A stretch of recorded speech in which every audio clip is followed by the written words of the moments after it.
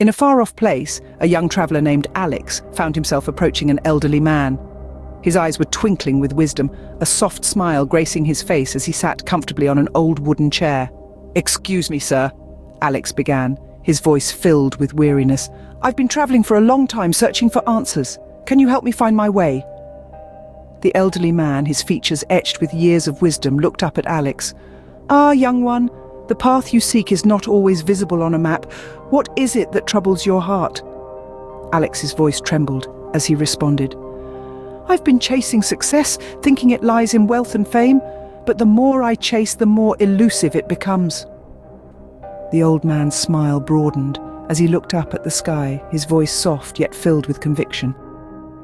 "Success is like the horizon. The harder you try to catch it, the further it seems. True wealth is found not in gold, but in the richness of experiences and the depth of relationships." Alex's eyes widened, a spark of curiosity ignited. "But how do I find this true wealth?" The elderly stranger's gaze returned to Alex, his words echoing with profound wisdom. "Pause, young traveller. Look around.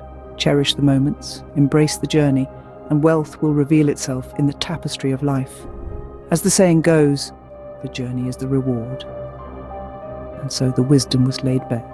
Success is not a destination, but a journey, and true wealth is found in the experiences and relationships we forge along the way. It isn't about the finish line, but the scenery along the path, the encounters we have, and the growth we experience. For in the end, it's the journey that truly enriches us.